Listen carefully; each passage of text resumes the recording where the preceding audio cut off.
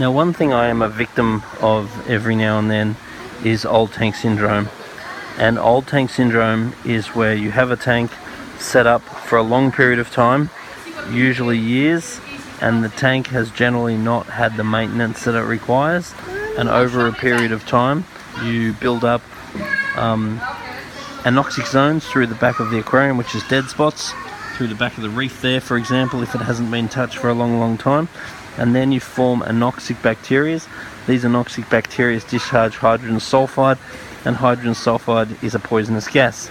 Now, these gases can sometimes and sometimes not be smelled, so I don't always know when it happens. So there are times when me, as the aquarium expert, goes to your tank.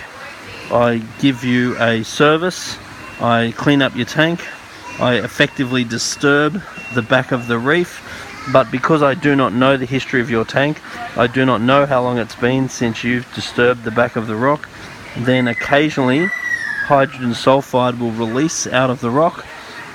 It can happen in planted aquariums, particularly if you have non-rooted plants, and it definitely happens in reef aquariums, cichlid aquariums and other things like that, where I actually disturb the back of the reef, and then either straight away, if it's bad enough, all your fish can die in front of my eyes.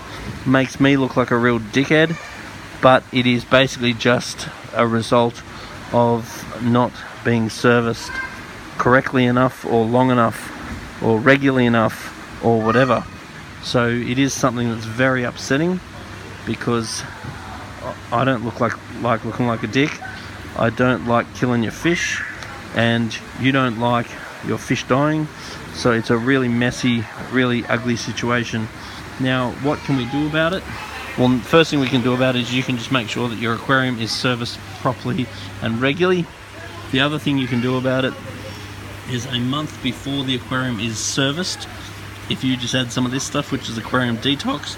It's blends of bacteria which are supposedly non-compatible with anoxic zones, and so therefore I don't have any cases where I've used this and had any problems with old tank syndrome or leaching of hydrogen sulfide.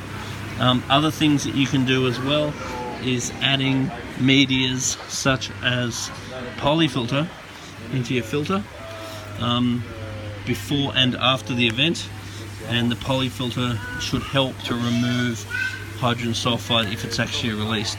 So it's a really messy, really upsetting situation that does happen every now and then, and for me, being a fish tank cleaning guy, it's really upsetting to see the fish die, and it's really upsetting to see how upset you are, and the tendency is to blame me.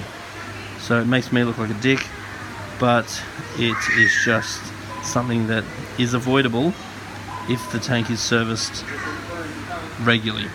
Anyway, put a comment down the bottom.